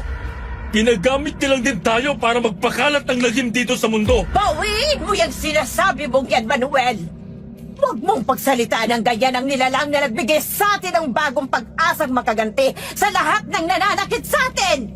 Malaki ng kasalanan mo nung umalis ka at tinalikuran ng pamilyang ito. Huwag mo nang dagdagan pa! Umalis ako rito! Dahil gusto nung asawahin kong sarili kong kapatid. Gaya ng ginagawa nila ng tatay niya. At gaya ng ginawa niyo sa mga anak nyo, Nanang. Yun lang ang paraan para magpatuloy ang ating lahi! Ano pang silbi ng ipagpatuloy ang lahing ito? Kung puro pagdurusa lang naman ang natatamo natin. Hindi ba ninyo nakikita? Para na rin tayong nasa impyerno. Pumapatay tayo ng tao. Kinakain natin sila. Kakaiba ng kalam ng sikmura natin sa laman at dugo ng mga kapwa natin. Kaya't anong pinagkaiba natin sa mga taong nananakit sa atin noon? Tumahimik ka, Manuel! Hindi tayo magkakaaway dito. Nagkakaganyan ka lang. Dahil nilaso ng babaeng yan ang utak mo! Huwag ka nang magpaloko pa sa kanya. Hindi ka niya mahal. Dahil ang mahal niya ay ang ama ng batang iniluwal niya kanina. Hindi! Hindi totoo yan! Tumahimik ka! Tinakpan ni Manuel ng 2 kamay ang tenga niya noon, Miss Anne. Pero si Rita, patuloy pa rin sa pagsasalita na para bang ang goal niya ay tuluyang sirain ang ulo ng kinakasama ko. Pero, ng mga sandaling yon, wala na sa kanila ang atensyon ko. Dahil ang gusto ko noon ay mahanap kung nasaan ba ang anak ko. Yun ang totoo, Manuel! Hindi ka mahal ng Elise na yan! Tumahimik ka! Tumahimik ka! Hindi, Manuel! Hindi ako titigil hanggat hindi ka... Manuel! Anong ginawa mo sa iyong kapatid? Manuel! Rita! Rita po! Hindi pa man ako nakakalayo noon sa kusina, napaigtad na ako. Nang marinig ko ang malakas na putok na yon ng baril. Sobra akong nakaramdam ng pangangatal noon sa sobrang takot pero tiniis ko yon at nagpatuloy ako sa paghahanap. Naririnig ko ang mahinang iyak ng anak ko at tarantang sinundan ko yon para mahanap ko siya. Wala na akong pakialam kung ano pang nangyayari sa paligid ko. Walang iya ka, Manuel! Pinatay mo si Rita! Rita! Oh, huwag! Huwag kang lumapit kay Manuel! Arturo! Ang anak ko! Arturo! Anak ko! Tapusin na natin to, Nanang. Pagod na ako sa buhay nating ito. Sama-sama na tayo magpahinga. Total, hindi ko rin naman kayo matatakasan kahit kailan. Anong balak mong gawin, Manuel? Huwag mong ituloy kung ano man ang iniisip mo. Mananagot ka sa mahal na Apolyon kapag inubos mo ang lahi natin. Kung ganon, magkita na lang kami sa impyerno! Manuel! Huwag! Isa pa uling malakas na putok ng baril ang umalingaw-ngaw sa kabuuan ng kabahayan, Miss Anne. Kasabay yon ng pagbukas ko ng pintuan sa kwarto ni Nana Caridad kung saan nakita kong nakahiga sa papag ang anak ko. Para akong biglang nabuhayan nang makita kong maayos ang kalagayan niya sa kabila ng nangyayari sa paligid namin. Inipon ko ang lahat ng natitira kong lakas ng mga sandaling yon. Pagkatapos ay tinakbo ko ang pwesto ng bata at saka ko siya kinarga. Diyos ko, marami po salamat at iniligtas niyo man ako. Konti na lang, gabayan niyo po kami. Itatakas ko siya rito. Huwag kang iiyak, anak, ha? Itatakas ko ni Mami, okay? Elise! Elise, nasan ka na? Diyos ko, si Manuel, halika na, anak.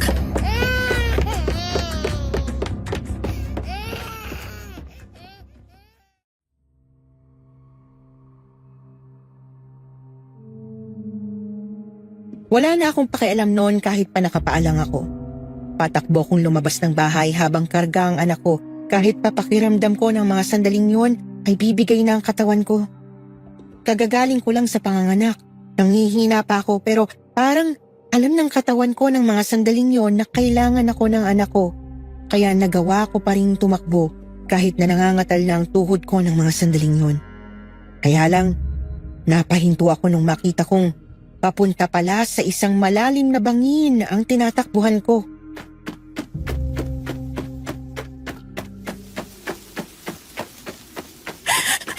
Diyos ko, wala na po ako pakialam ko ano mangyari sa akin ngayon. Huwag niyo lang po hayaang bumigay ako hanggat hindi ko pa naililigtas ang anak ko. Malapit na tayo, anak. Malapit na tayo makalayo sa kanila. Konting tiis na lang, anak ko. Patawarin mo ko, anak. Patawarin mo ko. Dahil kasalanan ko kung bakit muntik ka nang mapahamak. Elise! Nag-halusinate yata ako, anak. Naririnig ko ang boses ng daddy mo. Elise, sandali! Noah? Ako nga ito, Elise. Yan ba ang anak natin? Noah, ano ginagawa mo rito? Paano? Sinabi ko naman sa iyo na babawiin ko kayo ng anak natin kay Manuel. Hindi ba? Kaya nang malaman ko kay Mang Narding na nandito kayo, sinundan ko kayo. Simula nung dumating kayo rito, inaabangan kong lumabas kayo sa gubat na to. Pero hindi kita makita kahit saan dito. Saan ka ba dinala ng lalaking yun? At anong nangyari sa'yo? Elise, bakit ganyan ang itsura mo? Mahabang kwento, Noah. Saka na ako magpapaliwanag sa iyo. Ang kailangan natin gawin ay makatakas. Bago pa tayo masundan ni Manuel, hawakan mo tong bata tapos halika na, bilisan mo. Bakit? Anong ginawa sa'yo ng lalaking yun? Sinaktan ka ba niya? Sinaktan niya ba kayo ng anak natin? Hindi, Noah. Hindi ganon. Hindi yun ang mahalaga. Tumakas na tayo. Hindi pwede. Elise, hindi ako papayag. Papatayin ko siya! Hindi mga normal na tao ang buong angkan ni Manuel, Noah. Ano? Ano bang ibig mong... Mga aswang sila. Ano? Halika na, Noah, please. Umalis na tayo sa impyernong lugar na to. Hindi ligtas ang anak natin dito. Siya ba, Elise? Siya bang kalaguyo mo? Manuel, Tatakas ka ba kasama siya, Elise? Akala ko ba sabi mo kanina mahal mo pa rin ako? Manuel, please. Ako ang may kasalanan sa'yo. Ako na lang ang kunin mo, wag ng anak ko. Magpapaiwan ako rito kung gusto mo. Basta hayaan mo na sila makatakas. Elise, hindi. Ano bang sinasabi mo? Hindi ako papayag na umalis dito nang hindi ka kasama. Manahimik ka, Noah. Wala kang obligasyon sa akin. Anak mo lang ang kailangan mong intindihin ngayon. Mas mahal mo talaga siya, no? Hindi totoo yan, Manuel. Hindi ko rin alam na nandito si Noah. Hindi ko alam na sinundan niya kami ng anak niya. Pero ikaw ang pinili ko, Manuel. Ikaw ang gusto ko makasama habang buhay. Kaya ako sumama ng walang pagdududa sa'yo dito sa inyo. Pero hindi mo akalaing ganito nga abutan mo rito.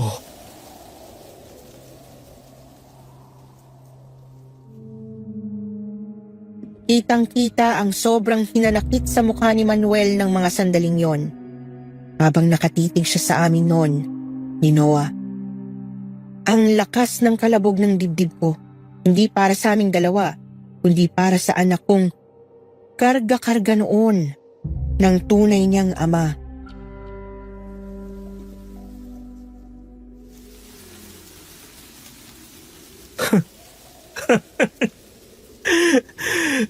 Alam mo, Elise, kung bakit kita dinala rito. Kahit na alam ko manganganak ka na. Dahil gusto kong gumanti sa'yo sa pamamagitan ng anak mo. Anong ibig mo sabihin, Manuel? Gusto kong gawing alay ang anak mo. Para tuluyan ka ng tanggapin ng demonyong yon bilang parte ng pamilya namin. Anong... Pero nagbagong isip ko, Elise. Nang makita kong anak mo, naalala ko sa kanyang sarili ko. Isang inosenteng buhay na binago ng mga taong halangang kaluluwa. Ganyang-ganyang mismong dinanas ko noon. Manuel... Huwag mo akong kaawaan, Elise. Hindi ako dapat kinaawaan. Dahil mamamatay tao ako. At ako, pinatay kong sariling pamilya para palayain sila sa kalupitan ng mundong ito. Kaya huwag kang mag-alala. Galit na galit man ako sa'yo, hindi ko pa rin kayang itagong mahal na mahal kita. At hindi pala kita kayang saktan. Kaya, Elise, pinapalayan na kita. Naway mabuhay kayo ng masaya bilang isang buong pamilya. Manuel, anong balak mo gawin? Manuel!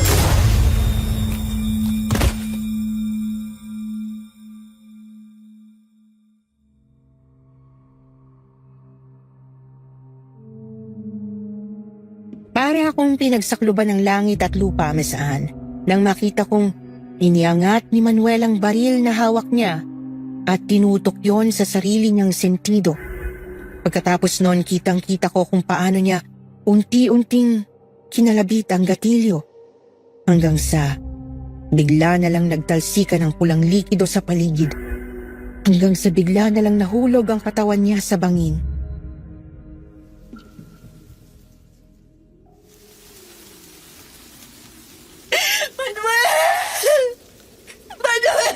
Elise, tama na. Elise, wala na siya.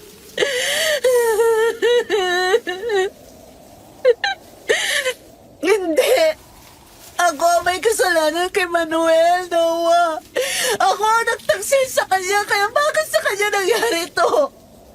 Ako dapat ang naparusahan. Gusto ko lang iligtas ang anak ko. Wala na tayong magagawa, Elise. Wala na siya. Umalis na tayo rito. Halika na.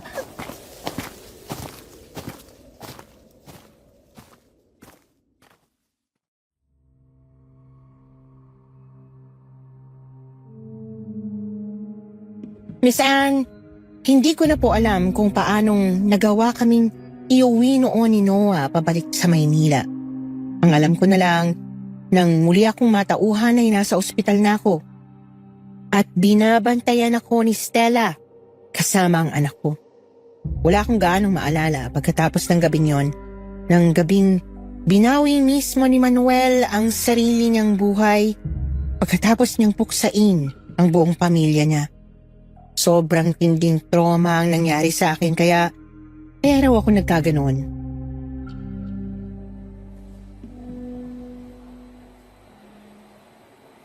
My gosh, Elise! Ano ba nangyari sa inyo ni Manuel doon sa probinsyang yon, ha? Bakit humantong sa ganun ang pag-aaway niyo? Hindi ko alam. Akala niya hindi ko siya mahal, Stella. Akala niya. Ibig sabihin, totoo palang sinabi ni Noah sa akin. Anong sinabi ni Noah, Stella? Na itong si Manuel daw, hindi naniniwalang mahal mo siya. Na nagkapisikalan daw kayo. Kaya naghabulan kayo dun sa gubat. At dun ginawa ni Manuel ang ginawa niya sa sarili niya. Stella, si Manuel. Huwag mo na isipin yun, Elise. Tapos na yun. Alam kong pinagsisisihan mo nang nangyari.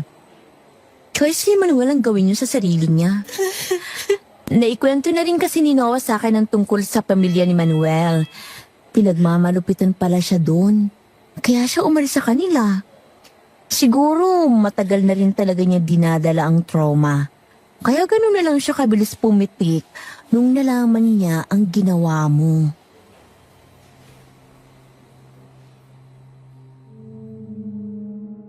Nagsinungaling si Noah kay Stella, Miss Anne. O mas tamang sabihin na hindi niya inamin ang lahat para protektahan ako at para na rin itago ang tungkol sa pagiging aswang ng pamilya ni Manuel. Sigurado rin naman kasi kami noon na walang maniniwala sa amin kahit paanong paliwanag ang gawin namin.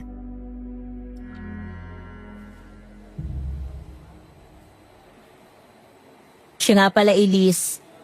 Si Noah ang nag-asikaso ng paghahanap sa bangkay ni Manuel. Alam daw kasi niya na gusto mong bigyan ng magandang burol at libing ang dati mong kinakasama. Kaya niya ginawa yun. Natagpuan na nila ang katawan niya at iuuwi na nila siya rito para maiburol natin. Total, wala namang ibang kamag-anak na mag-declaim sa katawan niya. Pakisabi sa kanya. Maraming salamat. May sasabihin pa ako sa'yo, Elise. Pero huwag kang mabibigla. Habang isinasagawa kasi ang retrieval operation sa katawan ni Manuel, hindi sinasadyang na-discover din ng mga otoridad ang teritoryo ng pamilya niya. Ano? Nakita nila ang bahay ni na Manuel at ang buong pamilya niya? Hindi. Wala nang ibang nakita pang mga otoridad sa lugar na yun, kundi abo. Sa investigasyon, lumabas na mukhang sinunog ni Manuel ang buong bahay kasamang pamilya niya. Tapos, saka kanya hinabol sa gubat habang natutupok yun. Diyos ko. Mukhang nasira na talaga ng bait si Manuel. Kailan darating ang bangkay? Hindi ko pa alam eh. Mamaya pagdating ni Noah, itatanong ko sa kanya. Sa ngayon, kailangan mo ang magpahinga muna. Nag-aalala ako ng malala sa iyo, Elise. Ang sabi ng doktor, masyado ka raw natagtag. Kailangan bumawi ka ng lakas para kay baby, okay? Oh, bakit ka umiiyak? May masakit ba sa'yo? Gusto mo bang tumawag ako ng doktor? Hindi na. Ayos na ako, Estela. Ang totoo, natutuwa na ako dahil mabait pa rin sa akin ng Diyos sa kabila ng pagiging makasalanan ko.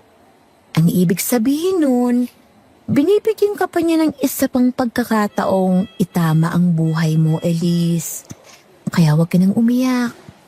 Magpasalamat na lang tayo at ganito ang naging hatol sa iyo ng langit.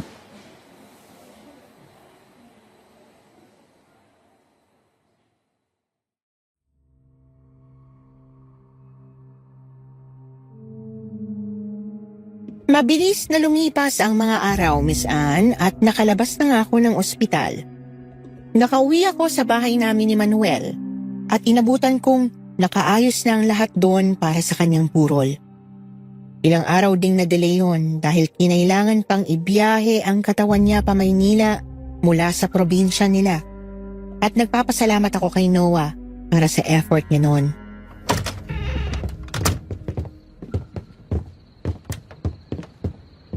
Welcome home po, Ma'am Elise. Ma'am Stella, Sir Noah. Hello po, Mang Narding. Magandang araw po sa inyo, Mang Narding. Maayos sa hubang kwarto ni Elise? Dadalhin ko na kasi siya doon para makapagpahinga. Ay nako, huwag po kayo mag-alala, Sir. Inayos na po namin ang lahat bago pa kayo dumating. O gusto niyo po ako na ang maghahatid kay Ma'am sa kwarto niya? Maraming salamat ho, Mang Narding. O siya, sige na. Mas mabuti pa nga para maasikaso na namin ni Noah yung mga dapat ayusin sa lamay. Babalikan na lang kita mamaya, Elise. Tumawag ka lang sa akin kung may kailangan ka. Okay, maraming salamat. Haliho kayo, Ma'am. Dahan-dahan lang po, Ma'am, at nandito na po tayo sa kwarto niyo. Salamat ulit, Mang Narding. Ay, kumusta na ho pala kayo rito? Maayos naman po, Ma'am. Ang totoo nga po niyan masaya ako at nakauwi kayo ng ligtas kasama ang anak ninyo. Buti na lamang ho pala sinundan kayo ni Sir Noah doon sa probinsya, ano? Hindi ako nagkamaling sabihin sa kanya kung saan kayo dinala ni Sir Manuel. Anong ibig niyo sabihin, Mang Narding? Kayo nagsabi kay Noah kung saan kami pupunta ni Manuel? Ay, oo po, Ma'am. Kasi, Ma'am, nag-aalala ako sa inyo noon. Bakit naman ho? Ano ho bang alam niyo, Mang Narding? May tinatago ho ba kayo sa akin? Hindi ko kasi alam, ma'am, kung paano ko ipapaliwanag ito sa inyo. Pero, naalala niyo ho ba yung sinabi ko tungkol sa mabangis na hayop na narinig ko na kumakain ng aso doon sa butega? Bago po kayo umalis ni Sir Manuel. Oo, ano ho bang meron doon? Ang totoo kasi niyan, ma'am eh. Nakita ko ho talaga kung sino ang kumakain ng aso.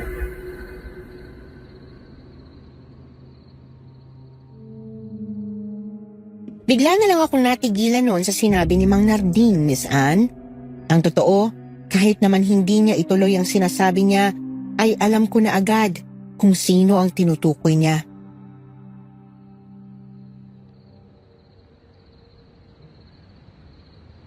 Ma'am, aswang ho si Sir Manuel. Sa maniwala kayo't sa hindi. Kaya nga ho, gusto ko sanang sabihin sa inyo na hanggang maaari, ipalibingan nyo agad ang bakay niya. At baka meron pa hong hindi magandang mangyari. Alam ko ang tungkol doon, Mang Narding. Ang totoo niyan, nalaman kong ang buong pamilya nila sa probinsya ay puro aswang din. Ho? Bakit ho dinala pa rito yung bangkay niya, ma'am? Paano ho kung biglang bumangon yan? Baka ho hindi lang ho hayop ang kanin, baka tayo na. Mang Narding, wala na ho si Manuel. Siguro naman hindi niya na magagawa pa yung sinasabi niyo. Hindi naman ho immortal ang mga aswang, hindi ho ba? Hindi ho tayo nakakasiguro, ma'am. Sa katunayan nga ho, pagdating pa lang ng bangkay ni Sir Manuel dito sa bahay, pinalibutan na ho ng mga uwak ang paligid ng bakuran. Pati na rin ho ang bubong. Tingnan nyo ho.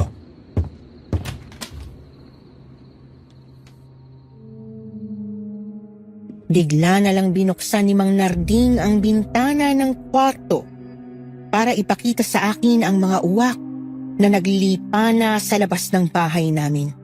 Talagang nanlaki ang mga mata ko noon at pakiramdam ko ay kumakapal ang ulo ko.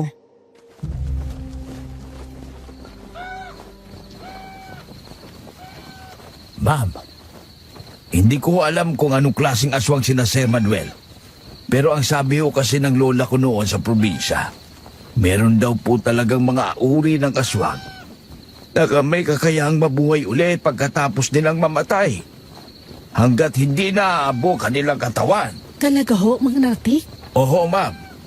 Lalo na ho yung mga aswang na sumasamba sa dyablo.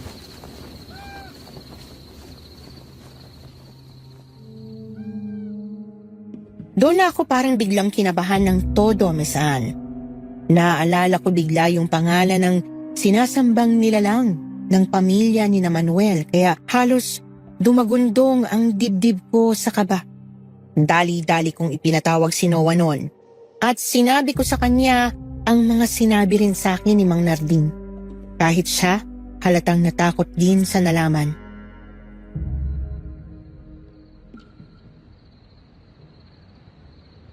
Ipakremate natin ang katawan niya, Elise, para makasigurado tayo. Ganun na nga lang siguro. Huwag kang mag-alala. Magiging okay din ang lahat. Pagkatapos ito, mabubuhay ka na ulit ng normal. Ewan ko. Hindi ko alam kung kaya ko pang mabuhay ng normal pagkatapos ng lahat ng nangyari, Noah. Magsimula ulit tayo, Elise. Kasamang anak natin.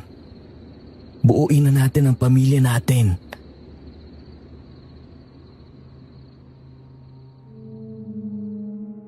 Napayuko na lang ako nang hawakan ni Noah ang kamay ko. Nasasaktan akong makita ang itsura niya na punong-puno ng pag-asang mabubuo pa ang pamilya namin.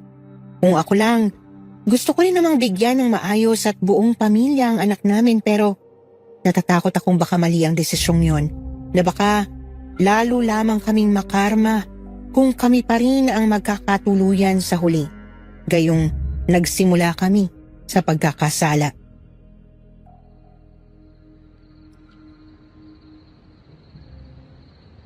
Elise, pakakasalan kita.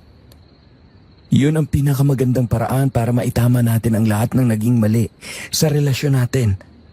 Isa pa, hindi naman kita pipilitin na sumagot sa akin agad-agad. Handa akong maghintay, Elise. Tama si Noah, Elise. Alam kong ako ang pinakaunang tutol noon sa relasyon yung dalawa.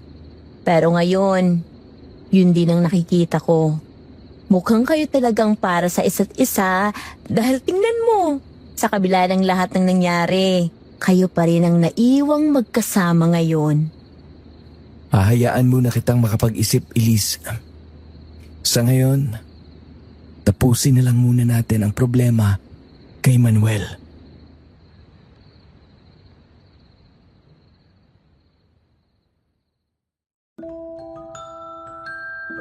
Tatlong araw lang naming ibinurol si Manuel, Miss Anne. Pagkatapos ay pinakrinate na nga namin ang katawan niya. Laking pasasalamat ko na lang talaga na wala nang iba pang kababalaghang nangyari sa loob ng 3 araw na yon.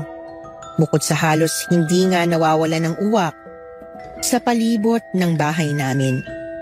Miss Anne, hindi ko agad nun sinagot si Noah.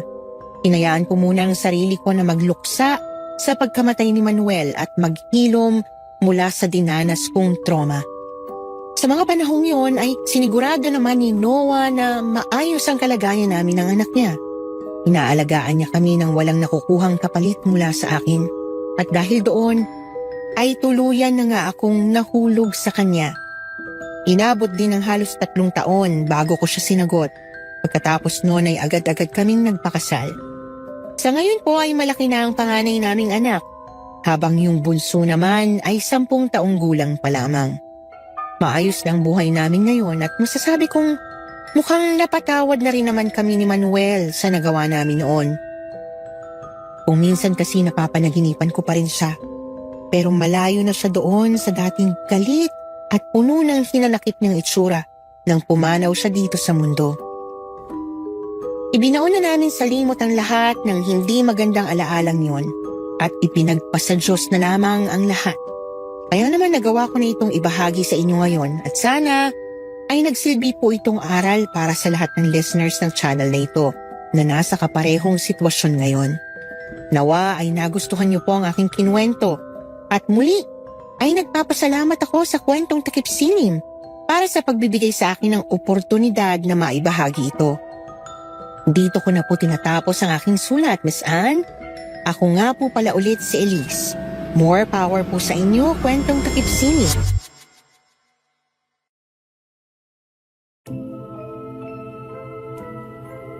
Flee from sexual immorality. All other sins a person commits are outside the body, but whoever sins sexually sins against their own body. 1 Corinthians 6:18. Sa ating mga tagapakinig, kakaibang bangungot ang ipinadala sa ating ngayong gabi ng ating letter sender na si Doktora Elise. Pero hindi natin may tatangging ito ay sumasalamin sa realidad. Lalo na sa panahon ngayon na kabi-kabilang mga balita tungkol sa mga personalidad na parabang gano'n na lang kabilis kung manloko at sakta ng mga taong pinangakuan nilang mamahalin. At ang kwento natin sa episode na ito, mga katakip silim, ay nagpapaalala ang bawat pagkakamali natin ay may kaakibat na karma o parusa. Medyo kakaiba nga lang ang nangyari sa kanya dahil sobrang nakakapangilabot ang natuklasan niya tungkol sa pamilya ng kanyang kinakasamang si Manuel. Ganoon pa man, gusto ko pa rin paalalahanan yung mga hindi mapakali sa iisang asawa o jowa dyan na nakikinig sa atin ngayon. Payo lang ng inyong lingkod, next time na matutokso kayo sa iba, pag-isipan nyo muna yun ng ilang beses bago kayo magpadala.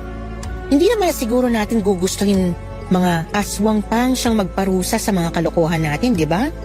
O di kaya isang mangkukulam. Gaya ng nangyari kay Aling Caridad na naging dahilan kung bakit nagkagano ng buo nilang angkan. Matuto na tayo sa karanasan ng iba, mga kaibigan. Huwag na nating gayahin pa ang kanilang mga pagkakamali para hindi natin maranasan kung paano parusahan ng mga aswang. Oh, may kilala ba kayong mahilig mga liwa dyan? Share nyo na tong video na ito sa kanila. Malay natin, baka matauhan. Samahan nyo na rin ang pag-like at subscribe sa ating channel para naman updated kayo para sa mga susunod pa nating kwento. Hanggang sa muli.